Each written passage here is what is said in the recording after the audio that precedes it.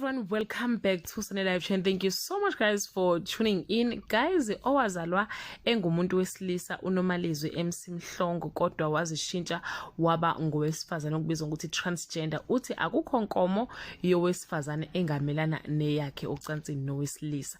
Ekhuluma nesolezo uNomalizwi ona 31 wasesicemeni sakwa Emnandi ofundise Old Mill High empangeni. Uthi wakhula enukubezwa ngokucansi imihla namalanga ngowayisihlobo sakhe eseneminyaka ewu8 nje kuphela. Uthi impela cha ayikho inanazi eyofika kule yakhe yokuzenzela ulozolo. Uthi impela cha angeke usnike esingaboni.